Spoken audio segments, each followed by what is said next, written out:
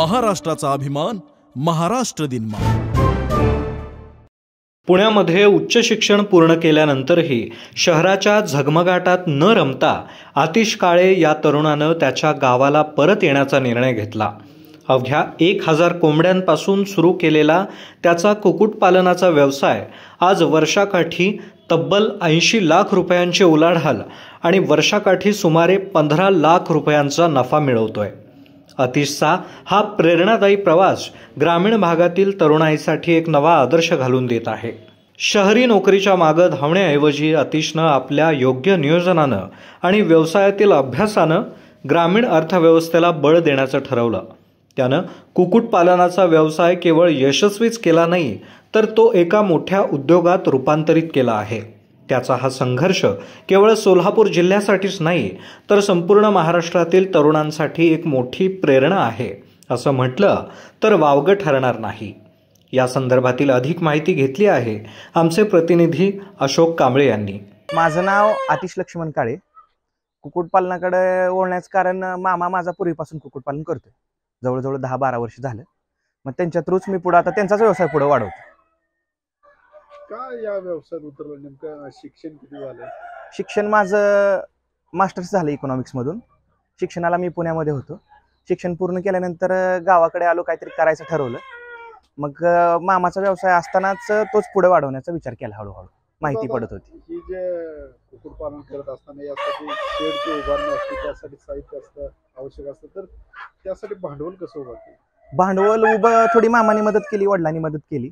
अजून तर कुठलं लोन वगैरे घेतलं नाही. साधारण किती खर्च आला? खर्च सुरुवातीला सुरू करताना डोक्यात ठेवलं होतं 5000 कोंबड्यापासून सुरू करायचं. तर त्यावेळेस शेडसाठी आणि कोंबड्यासाठी लागणारी दोन्ही गुंतवणूक मिळून 15 लाखाच्या पुढे गेली. कोणता पक्ष आहे हा? स्पेसिफिक कावेरी जातीचा पक्षी आहे. कावेरीचं मार्केटिंग कसं करतात? मार्केटिंग आजूबाजूचे व्यापारी येतात. ते व्यापारी पुढे दुकानात सेल करतात. घेऊन जाताना आपल्याकडून बल्कमध्ये घेऊन जातात. कसं किलो जातं? साधारणतः 180 ते 220 रुपये किलो प्रति किलो. आता याचं जे पिल्ले आहे कावेरी कोंबड्या, ते कुठून आणतात आणि मग किती दिवस सांभाळतात? साधारणतः आपल्या आजूबाजूला आपल्यासारखे संलग्न व्यवसाय आहेत.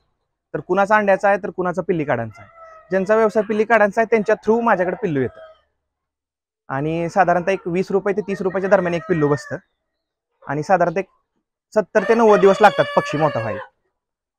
खाद्याचं शेड्यूल कसं असतं? खाद्याचं शेड्यूल वयानुसार बदलतं. 2-3 टप्प्यात खाद्य दिलं जातं.